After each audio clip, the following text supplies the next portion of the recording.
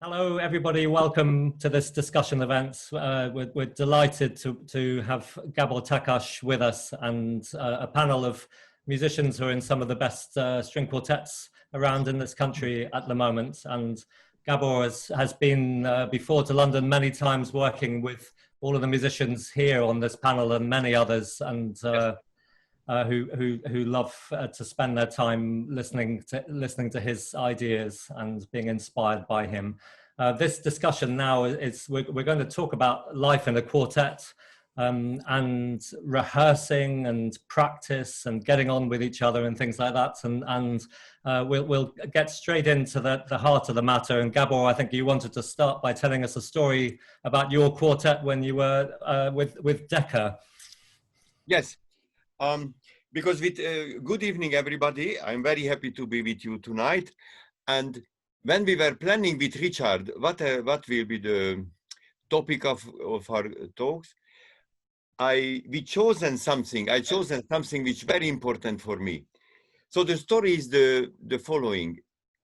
Maybe I am missing some dates, but it's not important now. Around 1985, we heard that the Decca London recording company, the director and the leadership will come to one of our Wigmore Hall concert.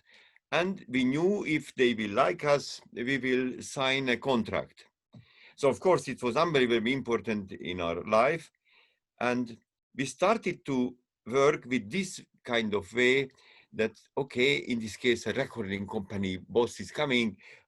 It has to be technically very high, not making mistake, this kind of approach, which I am a little bit ashamed to talk about, but we did this.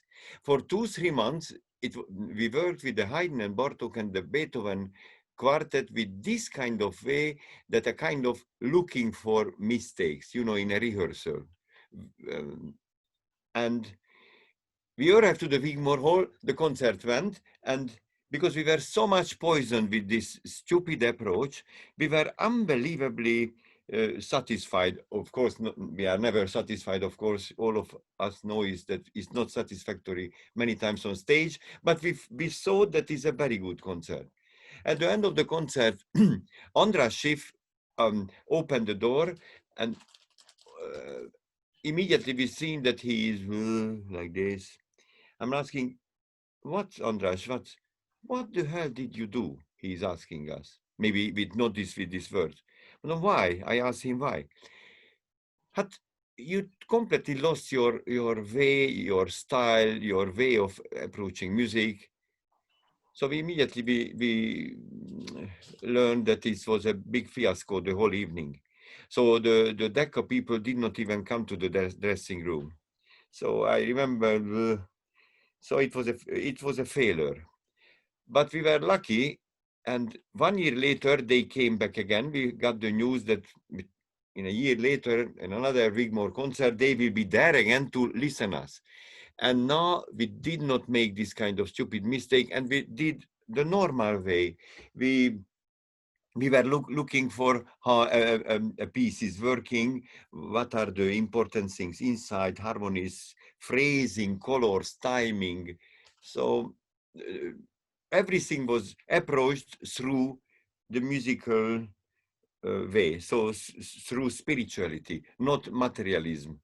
And we played the concert, and still in the very same evening, we signed the contract, I don't know, 5 or 10 years. So it was, we found ourselves, we found our way. And this whole story, this story is representing for me the big danger of today with today's string quartets. Of course, I'm not talking about you. I'm just globalizing now.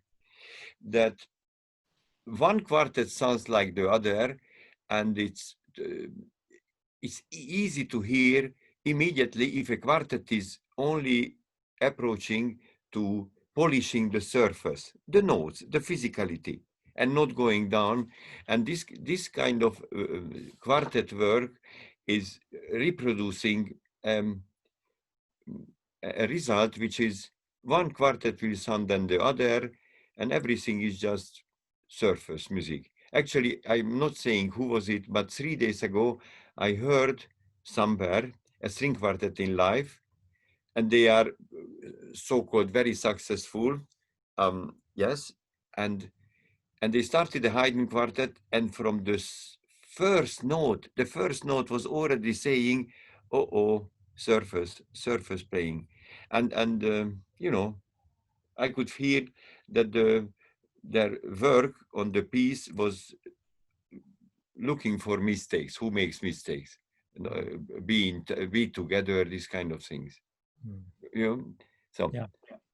So this is the with our panel of musicians, what's your experience in your rehearsals? How do you find where the emphasis tends to go, and do you find times when what Gábor is talking about is what you're able to use as the guiding way of your rehearsing, and how easily do you slip into the more just cleaning things up approach? Anybody want to come in on that? Yeah, Amaranth. Yeah, sure. I mean, I think it's very interesting. I think definitely for us as a quartet, we've gone through different periods, and I think for us it depends with whom we work, teacher-wise, I mean, or musician-wise. Or I definitely find that if I go to a concert of a musician that I find incredibly inspiring and I hear music come from them, I'm more inspired to do that with the group. And the same the other way around. I think we've also gone in directions that then maybe a year later we thought, you know, similar to what you were saying, Gábor, about thinking, okay, we really must now be disciplined, but disciplined about all these wrong things, you know, like, oh, who made a mistake? And then, and hearing back this, like, okay, but actually, what does it, why is, you know, why is one mistake a big problem? Yeah, but I think, yeah, so it's kind of a process for us, I think, this going through and finding, okay, how much of this do we want to be critical of ourselves? Of course, we need this very high level self-critique, you know, to make the music sound to the highest level. And I think that sometimes gets confused with being very critical of these superficial things, if that makes sense. Can I say something? Yeah. You mentioned that you realizing this is a mistake and we have to correct, but I don't want to be too complicated, but this kind of mistake is not even a mistake. Maybe philosophically, if you think this is a mistake, this is the mistake. So because, and this is my next story. We started to record our concerts around the beginning of 80s. We had a Sony recording machine, and we gave sometimes to our friend's hand, and the recording machine was 20-30 meters from us. And you know this feeling when you play a concert and something is a little bit out of tune, or you're not together, this kind of surface problems, and your heart is stopping almost for a second. We are frozen. And we realized when we started to listen the concerts that these points when we felt failure, actually, when we listened the whole piece, it did not even disturb, hardly could be heard. But so many other factors were dead, or mechanical, or how can I say? I could hear that we're not listening to harmonies. Timings are mechanical. So always the priorities when we listened, it was different from these tiny things which we were disturbed. And we started to work that 3 plays and 1 goes away for 10-15 meters.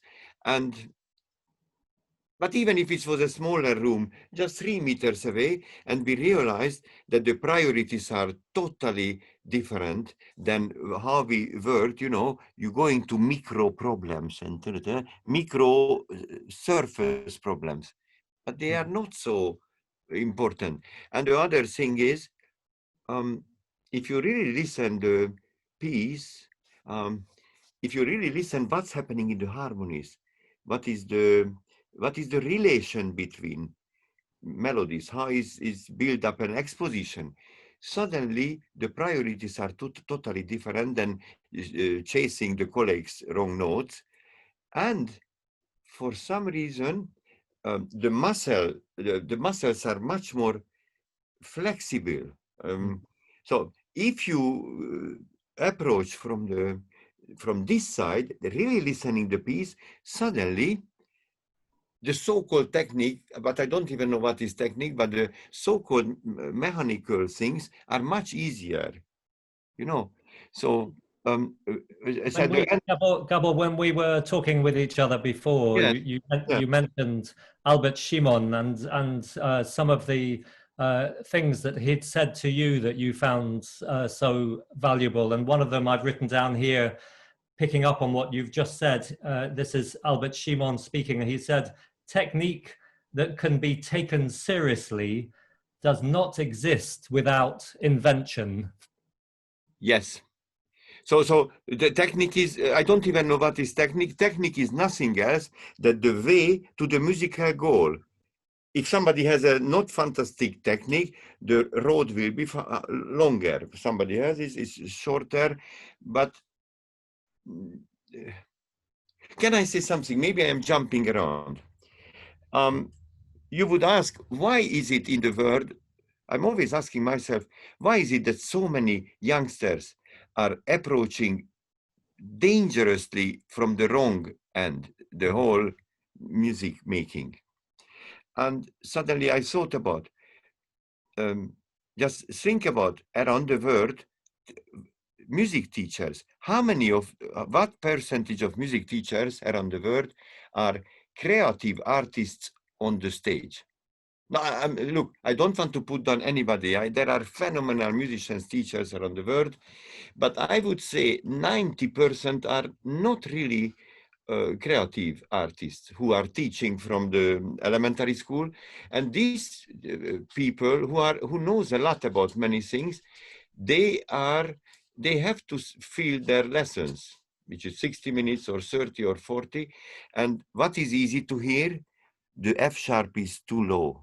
Keep the tempo, these kind of things, play faster, slower.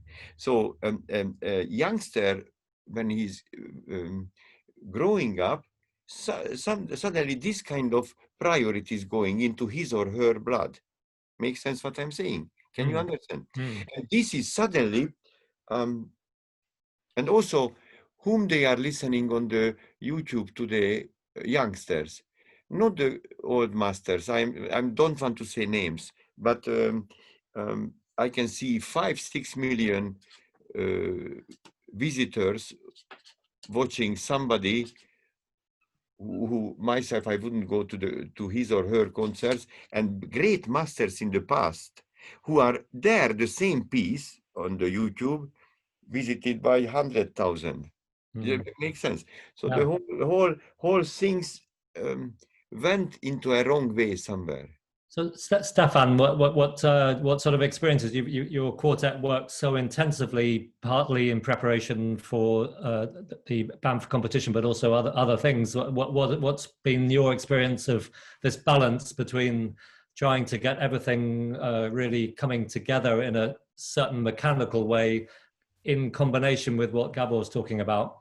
Yeah, it's been a really strange few years because we've gone from sort of pillar to post in terms of our priorities in rehearsals. I think this, to an extent, I find that this idea with playing technically and things is often mixed and put in the same bag as a discipline, as something that that you if you repeat something well 5 times, then that's good discipline and good practice and good technique, and you execute something really well. I think the thing that we struggled with was actually having that discipline to really take that on board.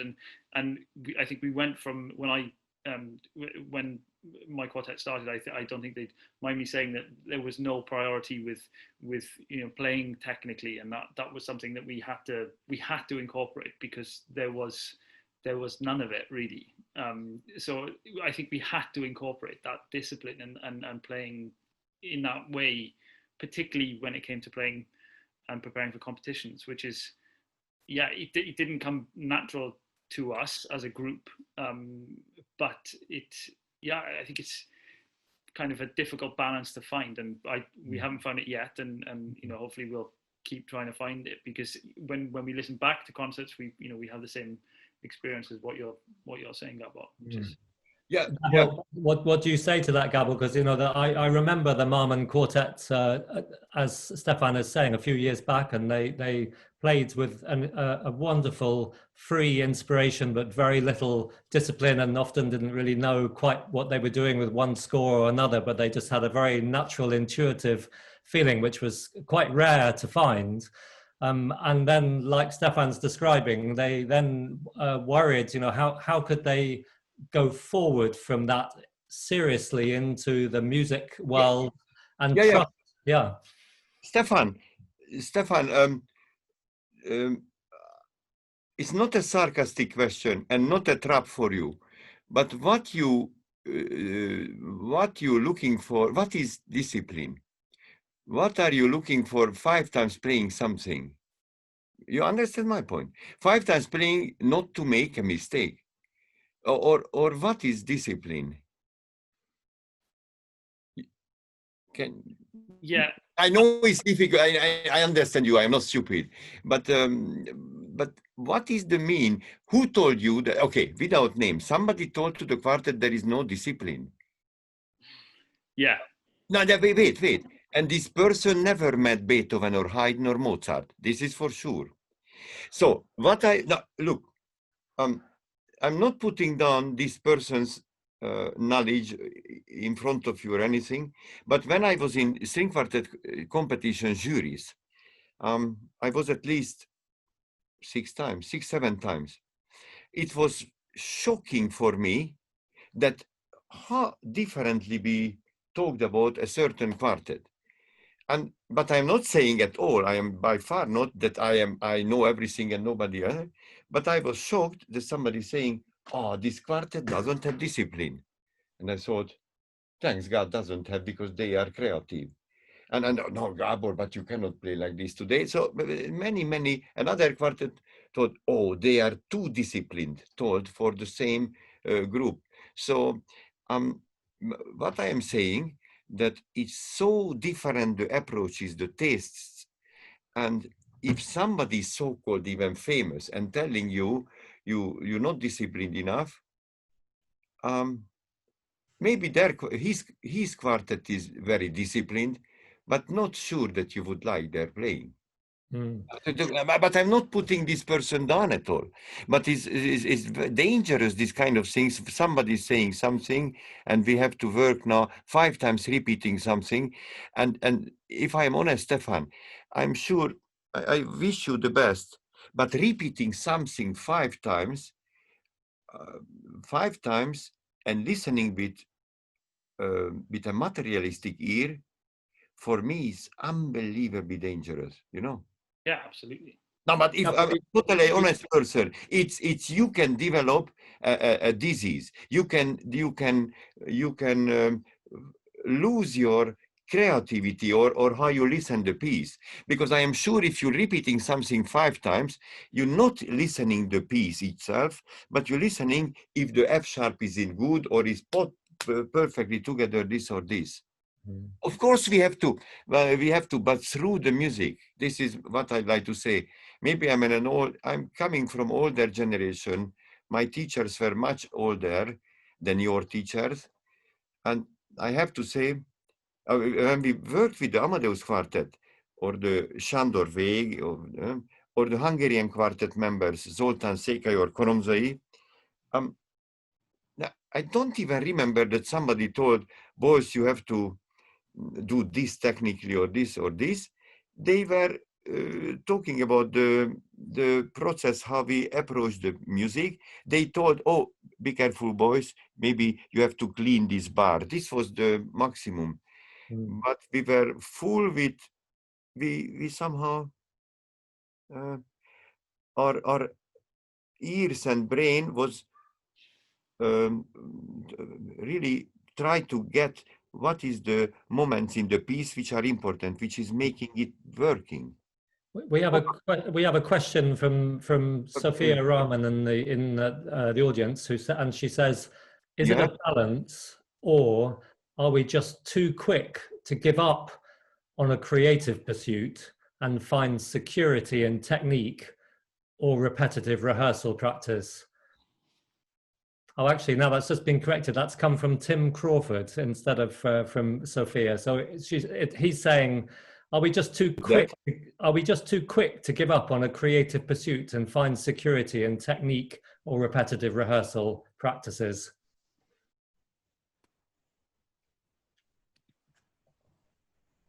Any thoughts on that? Something stopped. I did not hear. Okay, so the question is from Tim Crawford, and he says, is it a balance between these different approaches, or are we just too quick to give up on a creative pursuit and find security in technique or repetitive rehearsal practices? Emma. Anybody? Yeah, go on, Emily. You go, Emma. Okay, Emma. Oh, I wonder if quite a lot of the time, actually, with this, it's more about learning to really trust your colleagues. So everybody in a group has a different sort of feeling or a different way that they want to feel comfortable within a piece. And maybe like rehearsing something a number of times, you know, is the intonation going to be better? Is the balance going to be better? Is the musicality going to be better? I'm not really sure, but I think quite often, I think it's just a matter of being comfortable, being in the piece with those other people and trusting that you have a rough idea of what your colleagues are going to do. Not that they will do the same every time, but just trusting in the piece. I sort of often wondered how interesting it would be to begin a new piece and record your first rehearsal and then record your kind of fifth or sixth rehearsal when you're about to put it out on stage. And actually, if someone was to mix up the recordings, how different would they be? Like, are we actually making things better when we're rehearsing, or are we just making ourselves more familiar and more comfortable with it so that we feel comfortable to go on stage?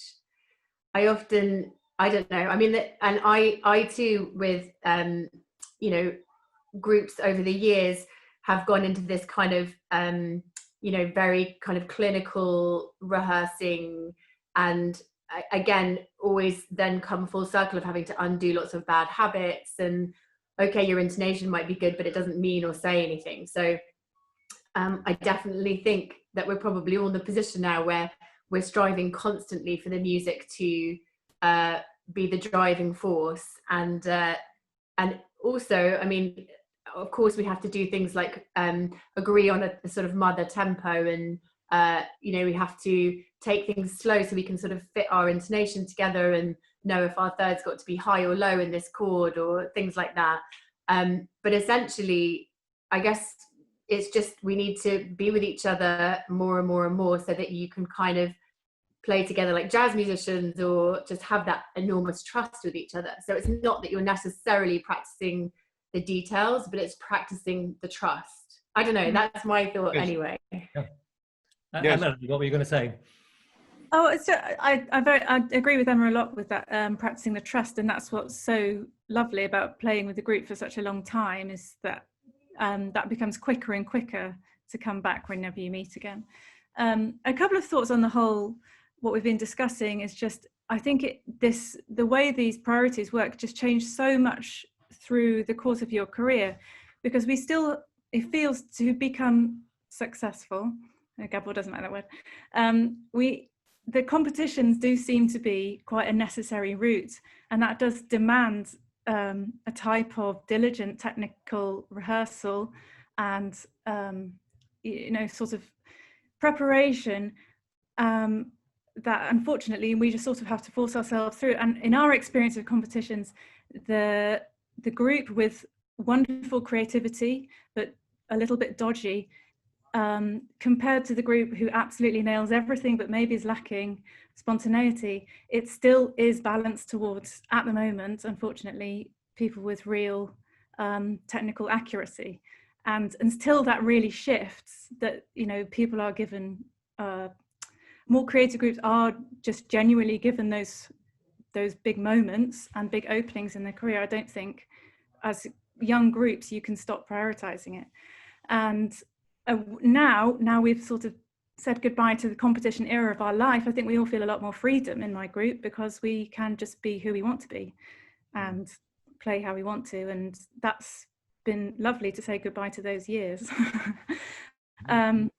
And the other thought I had is just the whole change in the recording process that's happened in the last, you know, that sort of switch into this real digital era, I think has made a huge impact on what is in our ear and what we're striving for. And when recordings were on tape, and there are a lot more taken in one take or in longer sections, you know, things were let go. But in this digital area where you can focus in so much, and what you're listening to on recordings is so perfect, it's hard to get it out of your ear when then you're preparing. Yeah, I had a thought on that actually. I wonder whether now everyone is producing so much more almost live material to go online suddenly, I wonder whether we might begin to get some of that live feeling back again. It's just maybe the technology and humanity are beginning to sort of align again for something a bit more human. I mean, some people talk about the recording process, that it actually they experience that it gives them a certain freedom because they know they can always do another take. So that there's some element of being able to trust that you can really throw yourself at it, because what's the worst that can happen? You just have to do another take. Whereas in a live concert, you maybe need to keep one bit of reserve in case things go really thoroughly astray. What do you think about that? That's looking at it from a different angle. But personally, I think, yeah, that's definitely right. You can always have another go, but the final product, when you get to the editing process, there's this real scrutiny, and you feel like you cannot put a recording out there without an out of tune note on. I feel that this pressure, you know, it has to be a very perfect product. So, well, what do you think about that? Because you've heard Emma and Emily say things along those lines. Yeah, I agree with many things. My brain is going around, and first of all, I have to go back to our rehearsing way, which was our way. We agreed that nobody is sight reading in rehearsal, on the first rehearsal. Somebody really prepared musically the movement which we're working, and we did not play anything in tempo immediately. We did not talk about what is the tempo. We quite slow way try to listen what's happening in the piece, and we did not say in the first rehearsal you are late or not late. Just try to, as a Hungarian would say, smelling around as the dog is smelling the. And with this way, we felt, I feel, we left more freedom and did not put us in a cage that, you know. And I feel quite honest now. Maybe I will regret what I'm saying. I am very happy that I'm not a musician, not a young musician today, because the sad truth is that the people who are deciding which of your quartet will be quasi successful, gets invitation here or there, I have serious doubts of many of them, how much they are really know what is really happening in the piece. Because it's easy to hear if somebody, let's say F sharp is out of tune or not together here and there. And this quartet, with today's digital brutality and critical brutality, can be not as good as others for them who are, let's say, plays every note without any accident. You know why I'm saying this? Because I was in a jury, I must not say, years ago, when the jury voted first prize for a quartet. For me, I did not even put them into the final. Yeah. But don't think that I am a kind of strange guru who wants to go against anybody else. Anyway, I'm not a guru at all, but I don't want to go against others. I'm not an arguing person. Even I hate in myself, I have a kind of Mr. Nice Guy things, which somewhere I cannot stand in myself. But now, if I'm trying to be honest with you, in this quartet won, and I wouldn't even go to their concert listening one movement. And I had an argument with the jury members, and I told them, if this quartet wins, it's a terrible message to the youngsters who are already around the world, are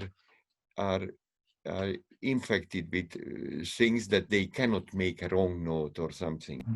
And I asked another voting, because I was the president of the jury, and told, okay, let's vote again. For whose concert you would go? Just honestly, there was 3 quartets, and again this came out. And these people are, before you think that I'm putting down their values, unbelievably respected musicians from brilliant quartets from the past. So, but I'm not saying that they don't, they not good experts, but something is strange today. Can you see me? So just because you go into a competition and you're not getting to the final or not winning it, don't think that you are not in the good way, huh? Makes sense? Or yeah, we just had a question from the audience. Caroline Gowers in the audience. Richard, sorry. Can you hear me? Am I too negative now? Tell me. No, it's fine. I think we can just let the conversation move in all sorts of ways. It's great, Gábor. We just had this question here from the audience, Caroline Gowers, saying, do you think music competitions should be abolished?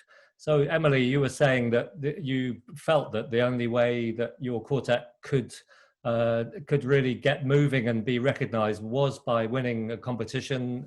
Stefan, your quartet's just won a big competition. That, you know, what do you think about these things? I don't know if they can be abolished. You know, it's a useful tool in a way to give people a spotlight, and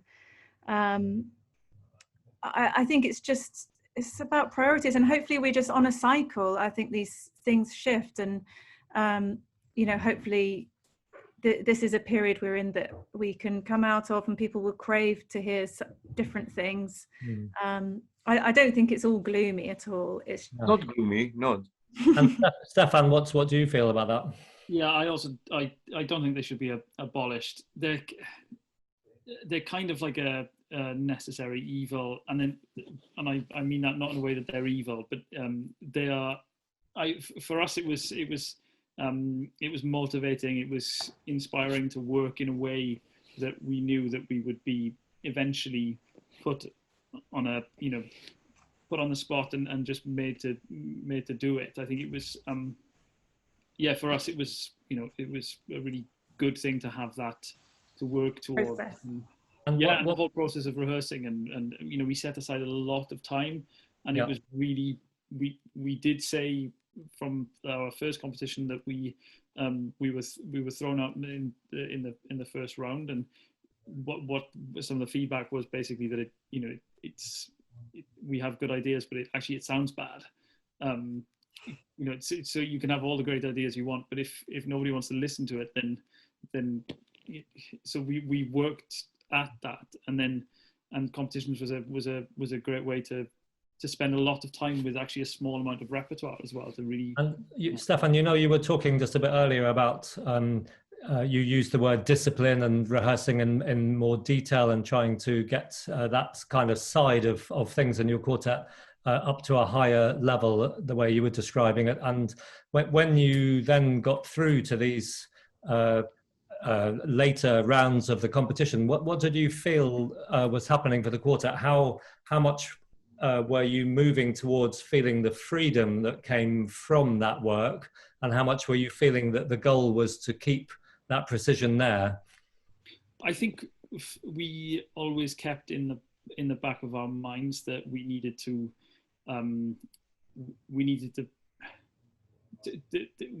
to sound good, and also on a technical level that it needed to be you know, of a certain standard. But I think when we went on stage, I mean, one of the more extreme things that happened to us was we only thought technically a few years ago, and that was very noticeable listening back to our recordings and videos and stuff, that actually that's not how we play. So I think we worked in a way that when we actually got onto the stage in those competitions, that we felt not constricted by those elements. I think actually on the stage, because we kept in mind that we needed to be wary of it and hopefully raise the level of technical proficiency. But I think when it came down to it, I think we'll always just put the music first. And Gábor, you mentioned earlier you were telling us a little bit about how your quartet rehearsed, and that you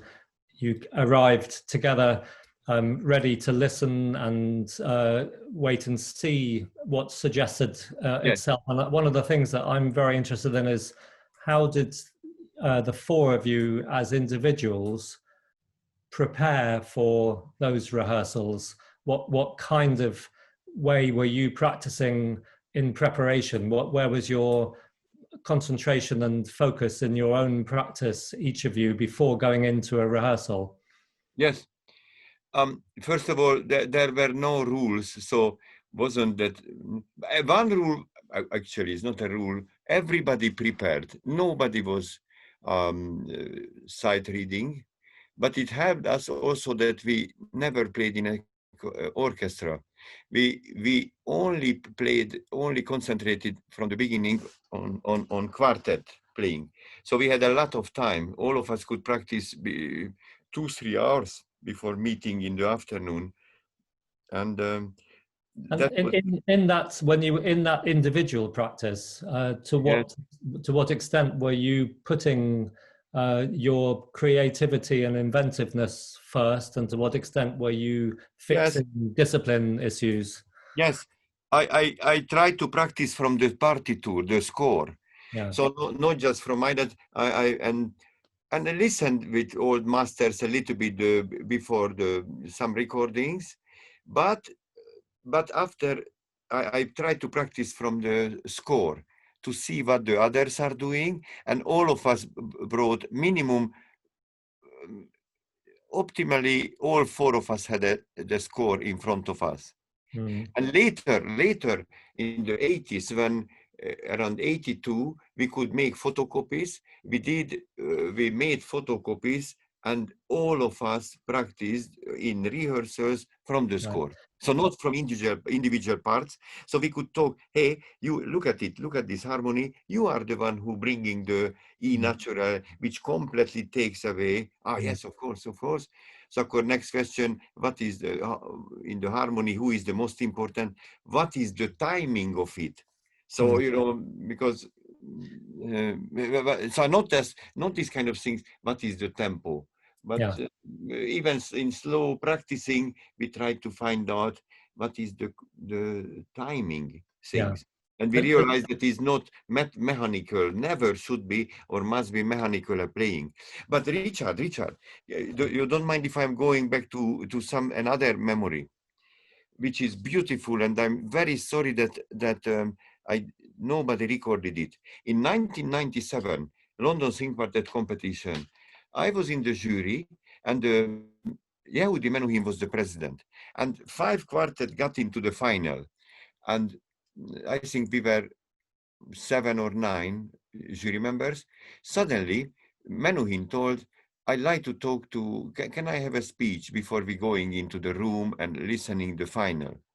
And he stood up, and this is one of my big regrets that nobody recorded it, or I did not written down. He told us, my friends, we will vote secretly. I am trust you, but please go back to the origin of why. Think about why are we playing music. And I just remembering of my master's Enescu or Bruno Walter or Furtwängler, whom I played.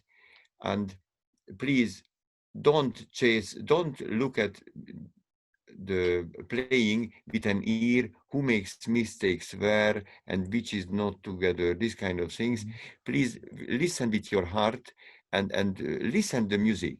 And if a quartet has a tiny accident in the moment when the creativity it's very high level, and you feel that the piece is convincingly goes on its way, please forgive them.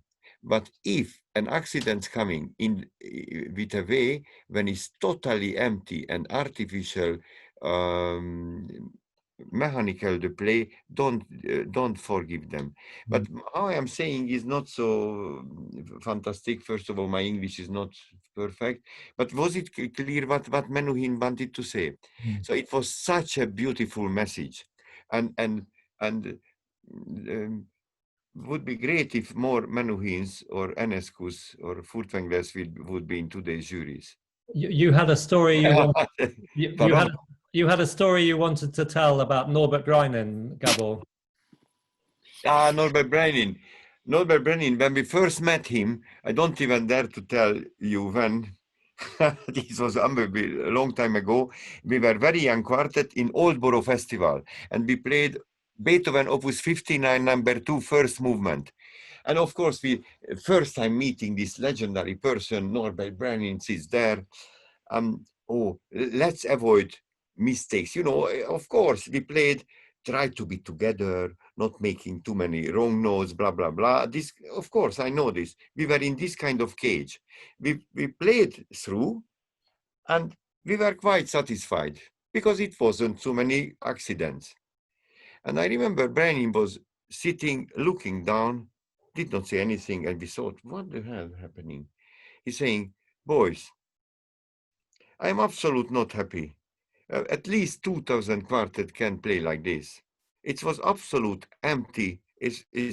Your musical input and spirituality was catastrophically nothing. So we thought that we are, you know, like in a Roman emperor saying that the gladiator has to be killed. But he's saying, okay, let's work with the piece. And he gave us, I remember, it wasn't long lesson, 45 minutes. We went through the exposition of the piece, but he was non-stop looking like a detective. What's happening? Now, okay, listen this harmony. What is the character? Ta-da-da, ta-da-da, ta-da-da.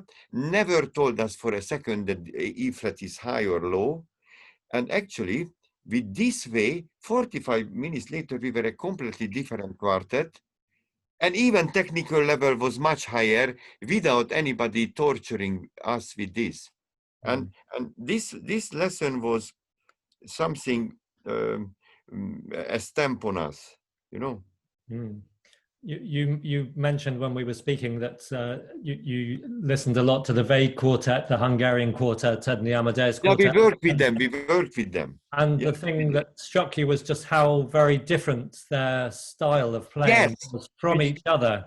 Of course. And we realized, oh, this was very important for us, that we realized these great masters of they told us completely different stampies, even phrasing, even articulations in the same piece when we took to them. And we realized that it not exist this kind of things, that it has to be played like this, otherwise you are an idiot. So we even in this our Oldborough Festival master classes, every day we worked with different members of Amadeus Quartet, and for our big shock, they even in the same movement asked us different things from the colleagues. And what I wanted to say, with this way, these quartets had totally different style, sound, approach, and this was so much liberating for us. We've seen that is never getting into this trap that somebody saying this, it has to be only this way. First of all, none of us met the composers. None of us can say that this is the only way. You know, I'm a little bit going around.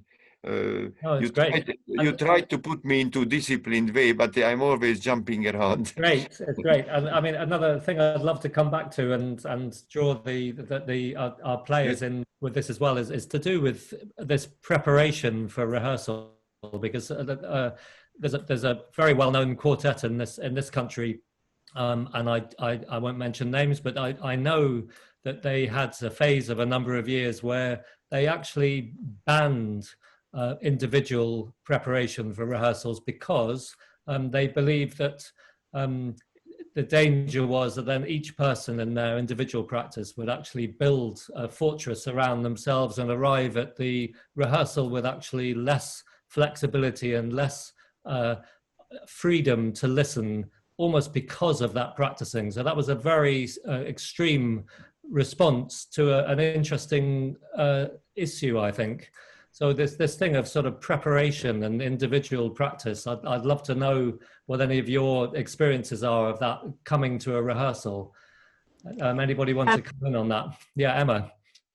I would say, especially as a second violin in the quartet, that it's obviously really great to know the score really well, so to know who you're going to be matching with, and you know, bits that, so for example, if there's a sudden sort of solo line for the second violin, it's good to have known that before and then make your own decisions about bowings and things like that. But generally, I would say that it's absolutely pointless ever putting any bowings in or making any decisions like that, because you know, 9 times out of 10 then it has to be negotiated and tried lots of different ways. And I absolutely agree with you that if you've practiced or become wed to a certain idea, then it's invariably actually a hindrance rather than a help in the moment.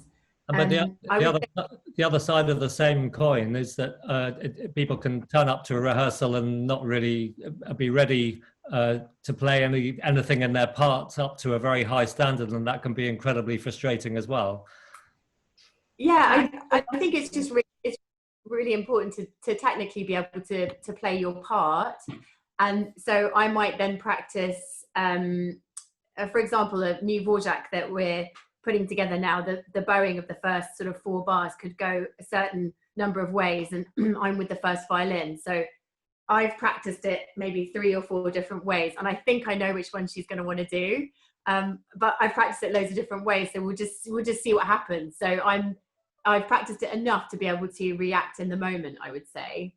I would say the really important thing in preparation is to know from the score which are the points of transitions, because I think that's one of the hardest things for a quartet to do, transitions between sections, and to know whether you're the one who's functioning the turning of the corner and things like that. So that's an isolated moment where I might think, for example, if I'm doing da-da-da-dum into the next section or something, I might then have a plan of how I want to do that, so I can step out and try and get them to follow me.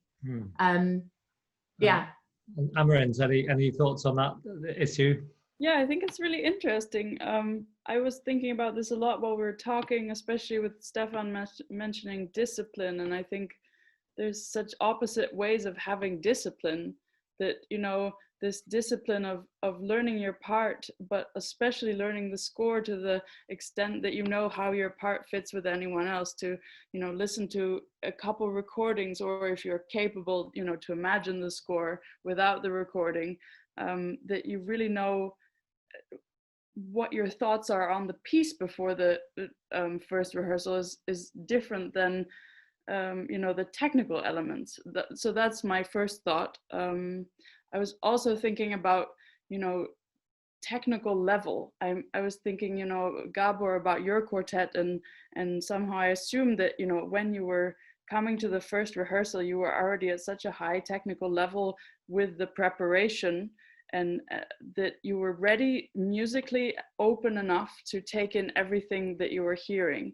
And I think that's what we're trying to do now, more and more, this, you know, real preparation for the first rehearsal, that you're, you know, you're open to others, and also especially open to criticism, you know, that you can say, okay, you want it differently. Okay, maybe I thought of it differently, but I have this flexibility because I'm not struggling with, you know, up or down bow, or this shift, or all these stupid things that we need to think about, because otherwise it sounds terrible. And I think that's maybe also what Stefan was saying about their quartet, you know, that people told them they sounded shit even though they, you know, had great ideas. So that's the other side of the coin, you know, this having a great idea but nobody being able to hear it because, you know, you can't actually get to the note, you know. So I think you have to kind of marry those things, but the discipline should be about the music, not about, you know, playing the E flat in tune, if that makes sense. Gábor, Yes. Yeah. Yes. Again, I'm not changing subject. Norbert Brenin once told me, Gábor, you are a very young boy. One day you will marry somebody. So I'm just telling you, number one rule in a quartet and in a marriage, how to survive it peacefully. Just always tell yourself, if you cannot stand the other stupid things, you have to also know they also cannot stand your stupid thing. This was number one. And also he told us, and we try to do this, if somebody arrives in a bad mood or tired, this person should keep low profile in the whole rehearsal, because one person can also poison the whole atmosphere. And also, before you think that I know how to practice or what is the best way, so many stupid things we did. I mean, so many things. One of them which I made mistake, that with one person in our quartet, I always had tensions. Now I know the person was a very good human being and is a very good musician, but we were completely different character. I was a fidgety, neurotic person, and the other person was a calm, intellectual. And so many times we had arguments, but you know what was the mistake? We never went to go to drinking something and talk it through at a table, you know. So if I can give you an advice, it's not an advice. I'm just telling that if every quartet has two person who has some special tension, could be, and this person should not only in the quartet rehearsal talk to each other, but somehow talking through at the table. You know, that would be great to hear any of your views. Anna, what sort of situations have you had within your quartet in that way? Oh, well, I mean, we've been through all of the different permutations, I think. I'm sorry, just kicking my microphone. Yeah, I think listening to everyone talking, I'm feeling like, from my perspective, I don't want to be too idealistic about it. There's a lot of what we should and shouldn't do, but most of the time we just have to try our best to do whatever we can do. And of course, we have to practice to play in tune, and of course we want to play from our hearts, and maybe it's just a natural part of it. I don't know what you think, Gábor, just to swing sometimes one way, sometimes the other way.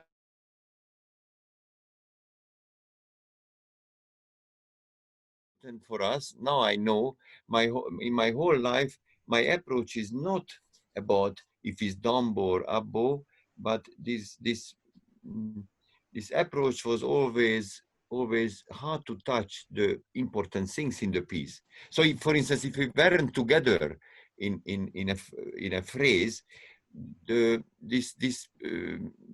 our teachers did not say once again because not together. They were showing on the piano how is the phrase should be, what's happening in the harmonies. So that's why I went back, because today I still try to first smelling the piece, and after what kind of dynamics or bowings or tempis in it is totally depends on my feeling, and I try not to be too intellectual. I try to mix well the instinct with the intellect. And doing stupid things, doing bad concerts sometimes. Sometimes I looking at some symphonies which I am conducted. I like many things and many things not at all. But this will go till the end of life. So back to your question, I cannot analyze if I see differently. I just try to be as close to the music composers which as I can with my talent.